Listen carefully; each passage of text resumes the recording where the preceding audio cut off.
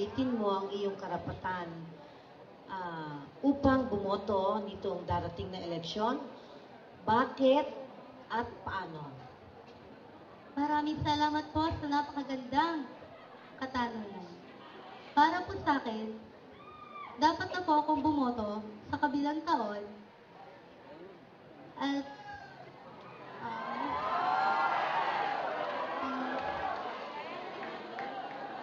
dahil makakatulong din po ako sa kabataang Pilipino. Salamat po. Maraming salamat po sa magandang katanungan. Para po sa akin ay opo, sapagkat ako ay tao at may karapatan at alam ko po sa aking sarili na ang bawat isa ay kailangan bumoto at magbigay ng opinyon sa iba. Yun lang po at maraming salamat. Maraming salamat. Candidate number 16. Isang magandang gabi po sa inyong lahat. Para po sa akin, dapat pong gamitin natin ang ating karapatan sa pagboto sa papaanong paraan. Sa pagpili po ng maayos, isang responsableng politician para po magkaroon po tayo ng isang maunlad at ang bayan. Thank you po. Thank you very much. Candidate number 20. Magandang gabi po muli sa inyong lahat. Para po sa akin, kailangan po natin gamitin ang ating karapatan upang iboto kung sino man ang karapat-dapat na umupo sa pwesto.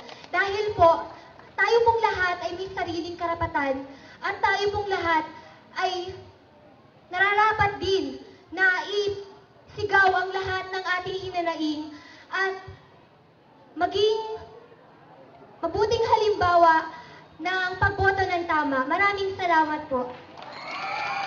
Thank you very much. Candidate number 24. Bawat tao po may karapatan. So, kailangan kong bumoto para malaman ko kung sino ba rin yung karapat-dapat na tumayo sa posisyon na yon at magampanan ng maayos ang kanyang tungkol. Yun lamang po at maraming salamat. Thank you very much. Candidate number 26. Opo. Right. Sapagkat bilang isang kabataan, 19 na taong gulang dalaga, naniniwala po ako na isa itong pribilehyo, isang karapatan na pinakaloob sa atin ng poong may kapal ng ating gobyerno. Gayunpaman, dahil naibigay sa atin ang responsibilidad na bumoto, dapat po mag-isip natin na pumili ng nararapat na ihalal. Una, isipin din natin na para ito sa ating kinabukasan. Hindi lang sa ating kinabukasan, sa mga susunod pang henerasyon. At ngayon po, hindi lamang ako tumatayo sa inyong harapan para sabihin isa itong aking lamang karapatan. Hinihikayat ko kayo na aking mga kapwa kabataan, gamitin natin ng wasto ang ating karapatan. At sa kabila ng karapatang ito, ang responsibilidad na hindi lamang isipin ang kabutihan ng ating pamilya, ng ating sarili, gayon pa man ang kabutihan ng pangkalahatan. At may sasagawa po natin ang isang magandang pagboto kung, una, naiintindihan natin ang nangyayari sa ating bayan. Kung tayo mismo ay nagsasakripisyo sa kahirapan ngayon, dapat natin isipin na kailangan natin ng pagbabago. Hindi lamang na pagbabago sa ating pamayanan, sa ating bansa, pagbabago para sa ating mga kinabukasan. Pagbabago para sa susunod na henerasyon. At kung maiisip natin yun, magkakaroon tayo ng isang maganda at panatag na bansa. Maraming salamat.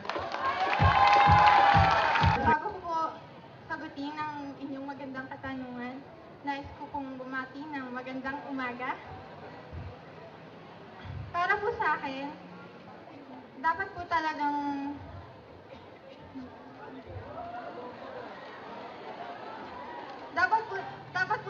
bumoto ang isang tao dahil karapatan po natin yun. Bawat isa po may karapatang bumoto. Yun lang po at maraming salamat. Sa akin pong palagay ay dapat po nating samantalahin oportunidad na mabigyan tayo ng pagkakataon na bumoto upang sa gayon ay makapili tayo ng natatamang politiko na dapat iluklok sa bawat posisyon at upang makapili tayo ng alam natin na kayang maglingkod sa ating bayan, sa bawat mamamayan at kayang maglingkod ng tapat sa ating Panginoon. Yun lamang po at maraming salamat. Thank you very much, Ken. Number 20.